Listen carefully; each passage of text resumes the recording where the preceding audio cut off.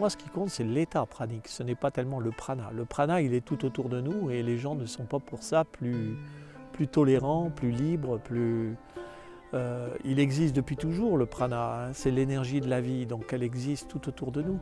Simplement, la conscience pranique permet de prendre conscience qu'on peut vivre grâce à cette énergie, uniquement grâce à cette énergie, et ne plus devenir un prédateur, ne plus vivre dans la destruction de la planète, mais de vivre en accord avec la planète, c'est-à-dire qu'on n'est plus, comment dirais-je, coupé de l'univers. Hein.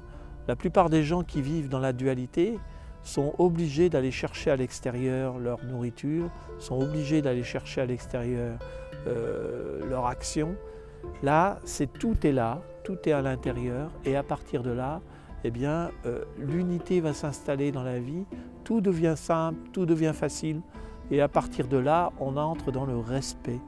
Le respect, c'est la tolérance, hein, puisque chaque être humain est unique, comme il n'y a pas deux feuilles pareilles, il n'y a pas deux brins d'herbe pareils, il n'y a pas deux êtres humains pareils sur la Terre. Donc, à partir de là, chaque être est unique, exceptionnel. Donc, doit être respecté totalement. À partir du moment où on atteint cette conscience de l'unité, tout devient un.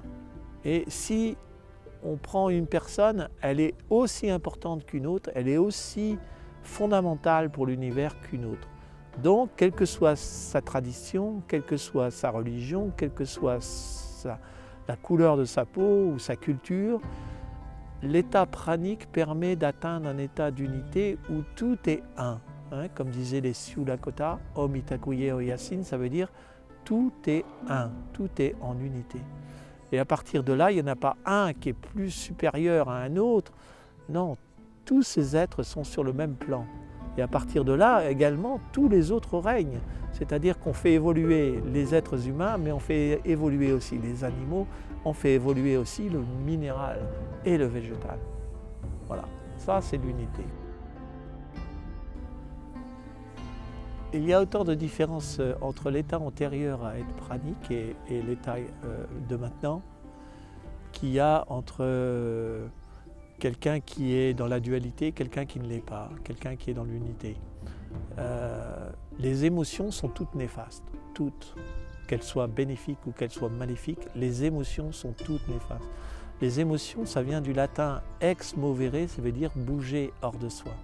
Ça te décentre. L'émotion te décentre. À partir du moment où c'est une émotion positive ou une émotion négative, tu n'es plus toi, tu es projeté. Et donc ça, c'est la dualité. Si tu es dans le monde des émotions, tu es dans la souffrance. Plaisir et souffrance sont les deux faces d'une même médaille. D'accord ?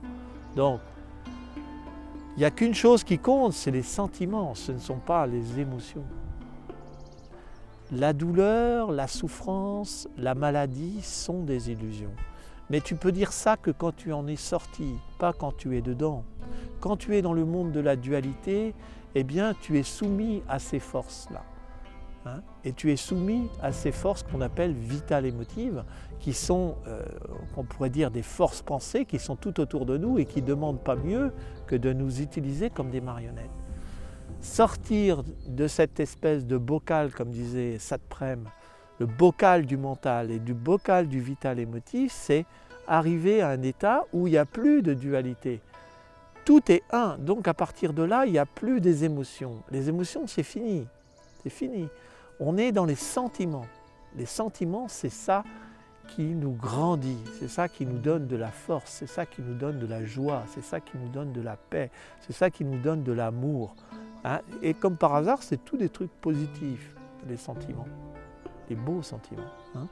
Et quand tu vis dans cet état-là, tu n'as plus d'émotions, tu n'es plus déstabilisé, jamais, pas rien. Mais tu as des sentiments. La compassion est un sentiment. Hein? Mais par contre, je ne vais pas souffrir avec les gens. Non, j'accepte que les gens souffrent, mais je dis ce n'est pas normal que les gens souffrent.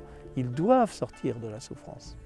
Sinon, c'est ce que le Bouddha aussi avait réalisé, c'est que ça lui était devenu insupportable la souffrance.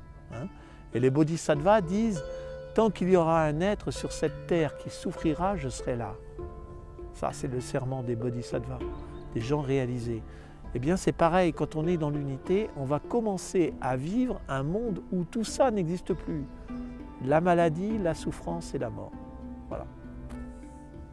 Et je ne peux pas répondre, si tu veux, à des questions sur d'autres gens qui sont praniques, puisqu'il y a des tas de gens praniques, mais il y aura des tas de gens qui vont faire un chemin différent. Chaque pranique va faire un chemin différent.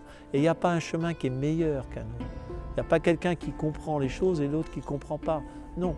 Connaissance, expérience, c'est ça que disent les chamans, c'est je parle de ce que je connais et ce que je connais, j'ai expérimenté. Je ne vais pas parler de Pierre, Paul, Jacques ou André, ça ne m'intéresse pas. Ce qui m'intéresse, c'est de communier et de transmettre le témoignage de ce que je vis. Hein. Mais ce que je vis, il n'y a que moi qui le vis. Parce que ce n'est pas possible de transmettre avec des mots. Hein. Mais quelqu'un qui est pranique résonne quand on se voit avec d'autres personnes qui sont praniques. Il y a une telle vibration d'amour entre nous qu'on a envie de se prendre dans les bras. Et on a envie de dire, mais on est des vrais êtres humains, on est ensemble pour changer le monde. Et quand les gens reprennent aussi la nourriture, parce que ça arrive qu'il y a des gens qui sont praniques et qui redeviennent dans la nourriture, ils ont l'impression de revenir dans un corps de plomb, quelque chose de lourd, de dense, quelque chose qui n'est pas la réalité, mais qui est le corps imposé par la nourriture. Tout le monde peut être pranique maintenant. Comment est-ce qu'on va sortir de tous les gros problèmes qui vont se poser à la Terre d'ici bientôt, d'ici quelques années ou quelques mois? Surpopulation, destruction de la planète, changement climatique, toutes ces personnes qui meurent de faim dans le monde, etc., etc., etc. Tous les gens qui vont vieillir, qui vont tomber malades, tout ça, c'est lié à l'état pranique, c'est lié à la nourriture. Donc, si vous décidez de faire un changement dans votre vie, faites de devenir pranique, parce que là, vous changez tout. Et à partir de là, tout le monde peut devenir pranique s'il le désire, parce que c'est là que ça se passe. Et c'est d'être capable d'aller au-delà de ses peurs et de ses limites.